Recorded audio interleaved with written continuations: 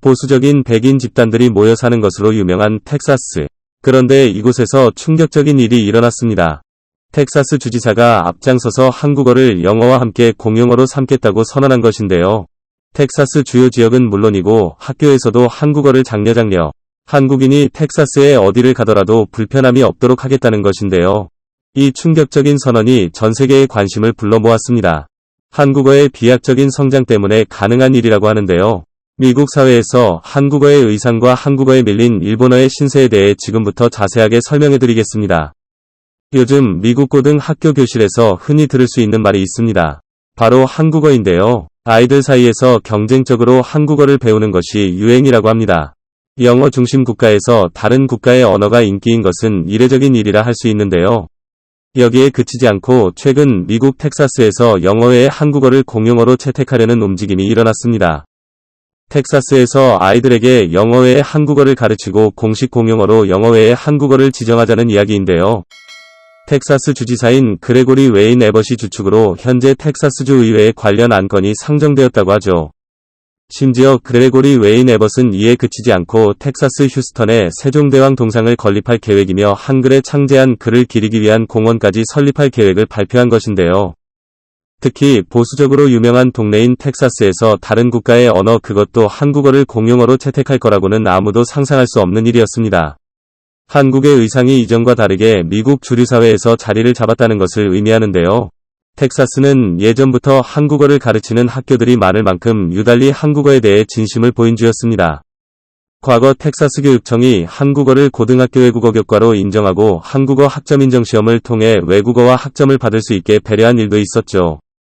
이전에는 한글 학교도 없었고 다른 언어를 배우려면 텍사스 밖으로 나가 따로 한국어를 배워야 했던 것을 생각해보면 편해성 면에서 텍사스는 한국어를 특별 대우해준 것인 셈입니다.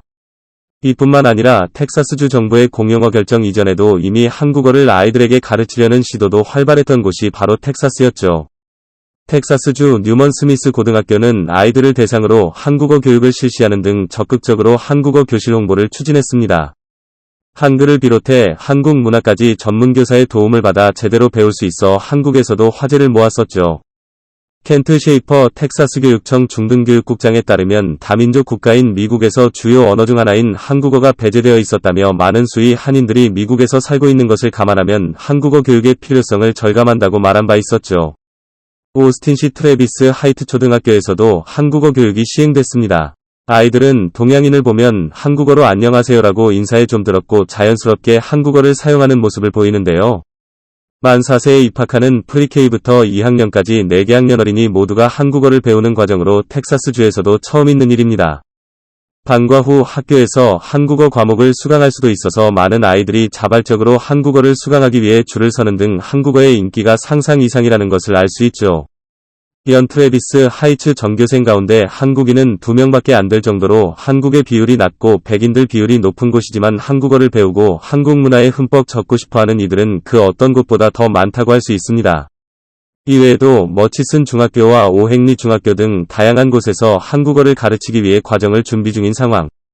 폭발하는 수요를 감당하기 어려워 한국어 선생님을 급하게 한국에 요청할 정도로 텍사스에서는 한국 열풍이 남다른 게 현실입니다.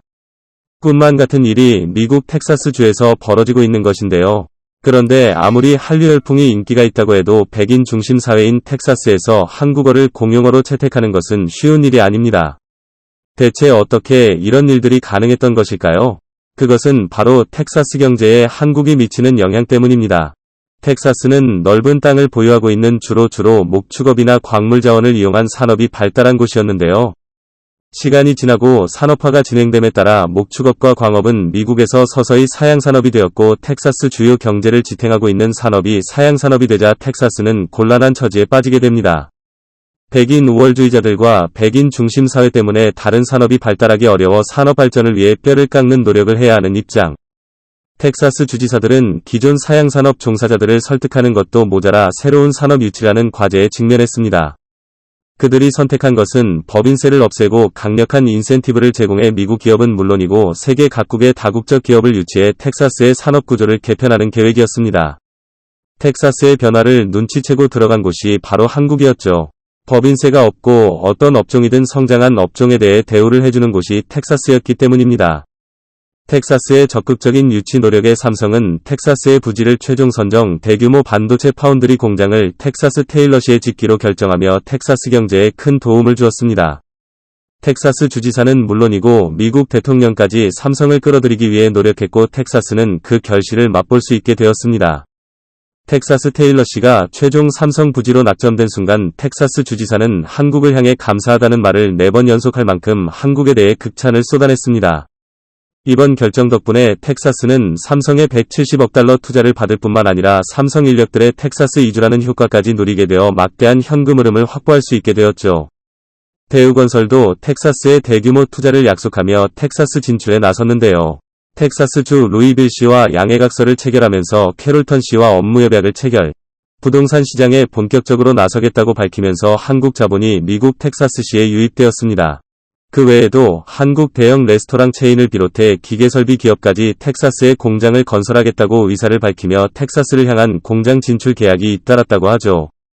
삼성의 텍사스주 이주에 자극을 받은 다른 IT 기업들 역시 실리콘밸리 지역을 벗어나려는 참에 텍사스 오스틴의 주시기로 인해 텍사스 지역이 제2의 실리콘밸리라는 칭호를 받으며 급격하게 성장하게 되었죠. 당연히 텍사스 입장에서는 한국인들을 대우하기 위해 한국어를 채용하지 않을 수 없게 되는 상황입니다. 향후 이미 노나이들 교육까지 계산한다면 한국어가 공용어가 되는 것이 텍사스주 정부 입장에서도 한국 기업 주가 유치를 위해 반드시 필요한 것가 된 것이죠. 텍사스주가 한국어를 공용어로 선택하겠다는 결정이 나오자 미국 다른 지역에서도 한국어를 채택하겠다는 움직임이 일었는데요. 특히 한국인들로 인해 경제 부흥이 일어나는 텍사스의 성공을 본 다른 주들 역시 한국 기업 유치를 위해 나서는 상황. 미국에서 한국을 대접하는 것에 분노한 일본은 자국을 배제하고 한국어를 공용어로 선택한 텍사스에 분노했습니다. 산업보조금까지 주면서 한국을 배려하는 것은 차별이라며 항의를 했죠. 특히 삼성 파운드리 반도체에 대해 콤플렉스를 가지고 있던 일본은 대만 TSMC의 투자를 받아 대규모 공장을 지을 계획을 가지며 반도체 일 등 국가의 면모를 되찾기 위해 절치부심했던 상황. 삼성전자가 일본에 공장을 짓기를 내심 기대했던 일본 입장에선 텍사스의 부지를 선정한 삼성에 대한 질투를 내보임과 동시에 한국어를 공용어로 채택한 텍사스에 대해 뒤틀린 열등감을 드러낸 것이죠. 텍사스주 주지사는 일본 기업들도 언제든지 텍사스에 투자하면 된다고 말하며 일본 기업들의 텍사스를 위해 얼마든지 기여할 수 있다면 일본어도 공용어로 사용할 수 있고 이를 위해 텍사스는 열린 마음으로 받아들일 준비가 되어 있다고 말했습니다. 하지만 일본은 한국과 달리 텍사스에서 내세울 곳이 없는 신세, 오히려 외부의 투자를 받아 일본 경제를 부흥시킬 고민을 해야 하는 입장이기에 한국처럼 한국어를 널리 알리는 것은 불가능하고 한국어의 인기에 비해 일본어는 그렇게 각광받는 언어가 아니기에 공용어로 채택되기에는 부족한 것이 현실이죠. 한편 한국 기업은 텍사스는 물론이고 미국 전역을 무대로 대규모 투자를 늘리며 미국과의 경제협력을 다지고 있죠. 한국어를 사용하는 인구가 폭발적으로 증가하면서 스페인어로 이어 한국어가 미국 내에서 가장 마주치기 쉬운 언어가 될 전망. 미국 대학생 외국어 수강 비율에서 놀라운 숫자를 기록하며 하버드 프린스턴 대학과 같은 아이비리그도 한국어를 주요 과제로 삼는 한편 한국의 수요를 맞추기 위해 한국어 강의를 늘리고 있습니다. 한국어의 폭발적인 성장에 박수를 보내며 앞으로 한국어가 미국 텍사스만이 아니라 전 세계 공용어가 될 수 있기를 바라며 영어가 아니라 한국어로 전 세계인들이 대화할 수 있는 그날이 오길 기원하겠습니다. 시청해주셔서 감사합니다.